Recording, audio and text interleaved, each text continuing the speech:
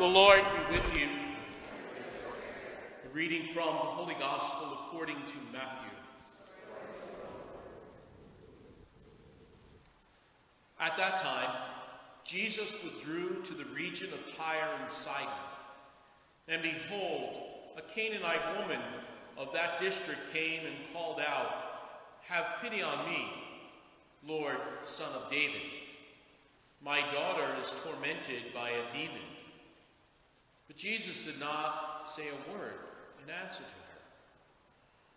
Jesus' disciples came and asked him, "Send her away, for she keeps calling out after us." He said in reply, "I was sent only to the lost sheep of the house of Israel." But the woman came and did Jesus homage and said, "Lord, help me." He said in reply, "It is not right to take the food of the children and throw it to the dogs." She said, "Please, Lord, for even the dogs eat the scraps that fall from the table of their masters." And then Jesus said to her in reply, "O woman, great is your faith. Let it be done for you as you wish." And the woman's daughter was healed from that hour. To the Gospel of the Lord. Friday was a particularly sad day, unexpectedly sad day for me. I received a text from my sister saying, "We have to say goodbye to Roxy today." Roxy was her family's 10-year-old golden retriever and was diagnosed on Friday with a bleeding tumor in her belly. A little while later, she called back, and so I could talk to my nephews who had just had their last goodbye. Surely the priest uncle would have something to say to console them, right? Well, I did my best, and after we ended the call, I was just overcome with this deep sadness, like I hadn't felt in a long time. I was sobbing and crying over a dog that wasn't even mine. What was this? What was this emotion? Where was it coming from? Even though she wasn't mine, Roxy and I had a routine. I'd go on Friday afternoons to get the boys off the bus, and I usually would get there a little earlier. Roxy would greet me at the door, demanding some attention, out the back door because nature called, back in again at the snack closet, waiting. It was a nice welcome. More of a welcome than my nephews gave me sometimes when they got there. Right? But she was also a pest. I mean, she was relentless with the attention that she wanted. She was underfoot sometimes, and certainly to the table, there she'd be right underneath the table. Well, I thought of Roxy as I was looking at this gospel passage today, certainly because she was on my mind, but there's this strange encounter in this gospel passage today that is really hard to wrap our minds around, particularly Jesus' demeanor throughout it all. The story of Jesus and this pagan woman appear in both Mark and Matthew's gospel, and it's the one moment where Jesus seems to be uncharacteristically hostile to someone. In fact, it's almost like a reverse experience of what typically happens in the gospel. It's usually a hostile person who comes after Jesus, and he, turns them around. He brings them to some moment of conversion. This story is certainly much more of a typical miracle story, if miracle stories are even typical. It speaks to us in a particular way about the role of those who have been chosen and blessed, and our responsibility to those who are on the outside. Here's the exchange. The woman came and did Jesus homage, saying, "Lord, help me." And he says in reply, "It's not right to take the food of the children and throw it to the dogs." And she says, "Please, Lord, for even the dogs eat the scraps that fall from the table of their masters. There was a harsh history between the Jewish Israelites and the Gentiles of this territory, so much so that the Israelites would call these people dogs. And so for whatever reason, Jesus uses this term, and it provokes a response from this woman. Listen again to her response carefully. Please, Lord, for even the dogs eat the scraps that fall from the table of the masters. Where are the dogs in relation to the masters, to the children? Are they eating what's left over after everybody's left the table? No. They're eating the scraps as they fall from the table. They're right there. They're underneath the table. They are sharing in what the children, what the master are sharing in. They are partaking in what the children are as the children are doing so. So it's clear, right, why I thought of Roxy underneath the table all the time, but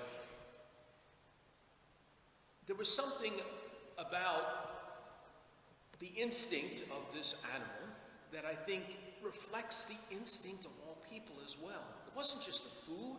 She wanted to be a part of the benefits of not just the food, but of being a part of something, being part of that family. There's a desire to not just eat the scraps, but to be a part of what is happening. Jesus uses this experience to help the people of Israel, to help the chosen ones, to help the disciples who witnessed all this, to understand the reason for their privileged relationship. And that was that what they have received from God, they are to share with others who long for it. All the scripture passages today make reference to the foreign believer, right? Isaiah speaks about the foreigners who join themselves to the Lord, loving the name of the Lord.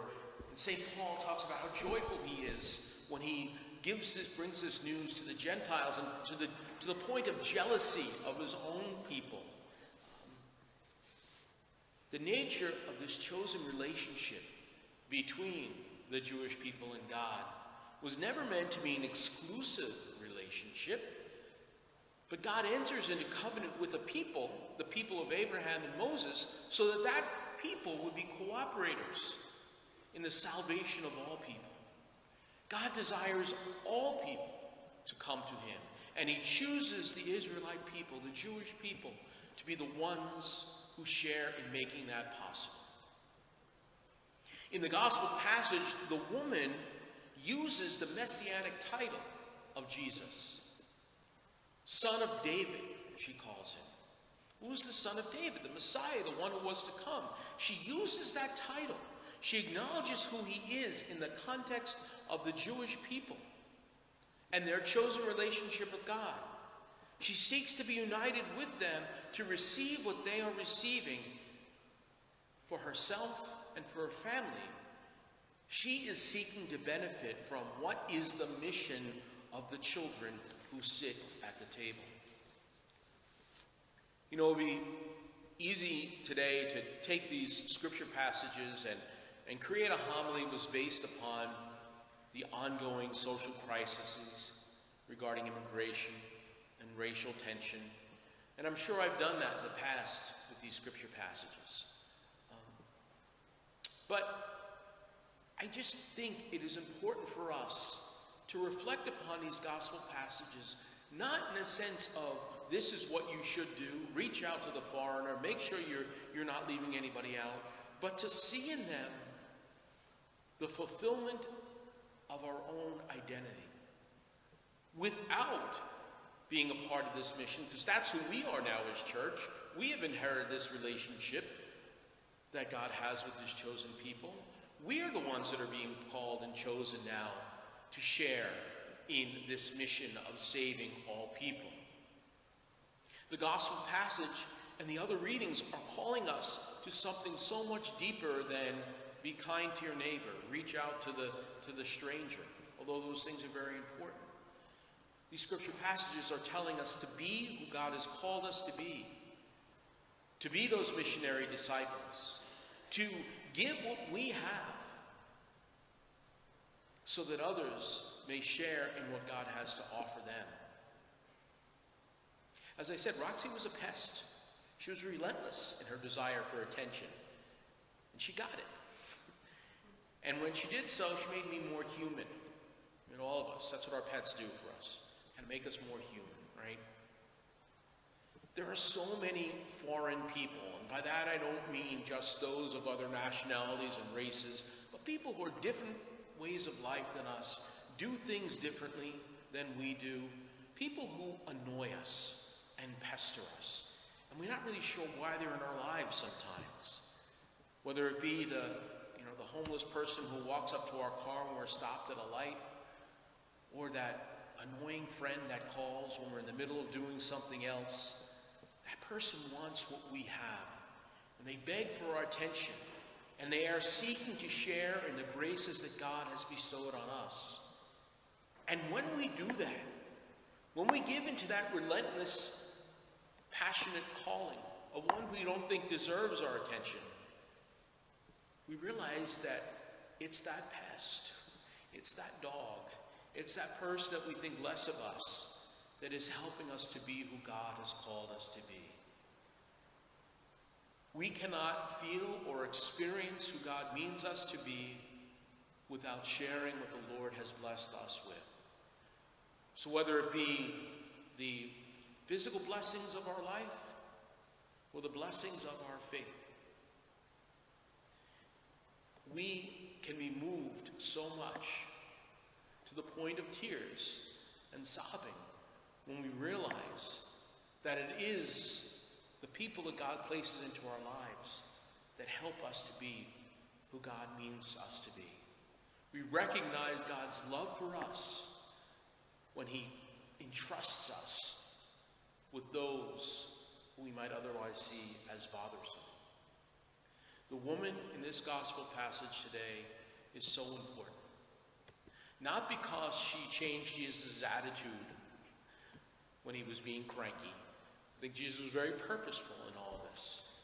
But because she gave Jesus the opportunity to help those who had this chosen relationship to long to do what he does, to share what they have, to lift up those who are longing and hungry, to bring them to the inside rather than the outside. For this is what it means to be a disciple of Jesus Christ, and so share in the building of God's kingdom.